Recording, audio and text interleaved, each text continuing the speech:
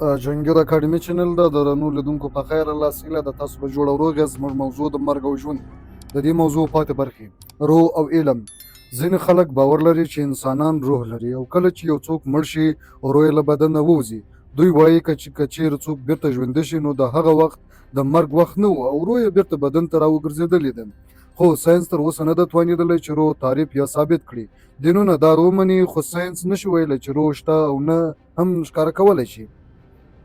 د مرګ نورې تجربې ځینې کسان داسې کیسې لري چې وایي مړه شوي وو خو بیا ژوندي شوي دي. دا کسان اکثره د پیښو قربانیان وي یا داسې ناروغان وي چې سخت حالات ته رسېدلي وي.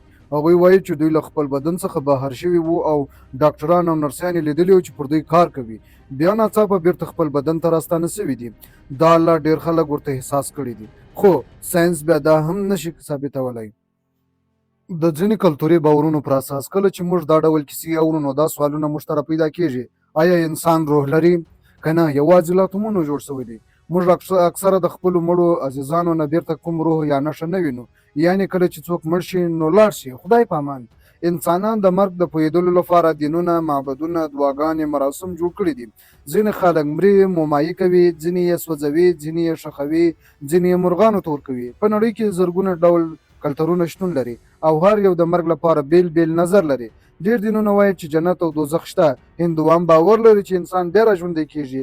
ازتکم قوم دا ډول باور لري که یو جنګیالی د خپل وطن لپاره ووژل شي جنت ته ځي، که یو مور د ماشوم د زیږون لپاره مړه شي جنت ته ځي، که یو څوک زوړ شي او په ارامه مړ شي نو دوزخ خواته روانېږي. یعنې دوی خلک هڅول چې په ځوانۍ کې ووژل شي تر څو جنت ته لاړ شي. خو پایله یې مرګ هغه ته غم نه لري چې مري، ځکه هغه نور احساس نه لري. خو دا غم د هغو لپاره دی چې ژوندي پاتې دي، ځکه نور به د خپل عزیزان ونه ویني. هغه کسان یوازې د نوم او یاد په شکل پاتې کېږي او ورو ورو له خلکو هېرېږي.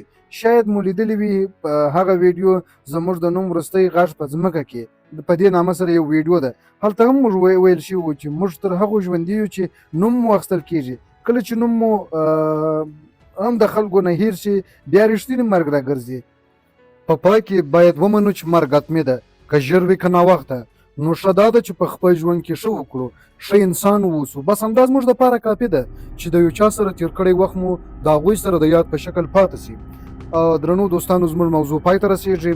پر لوی الله مو سپارم. خوشحاله باعزته وقاره او سرلوړی ژوند ولرئ. الله مو مل شه. السلام علیکم.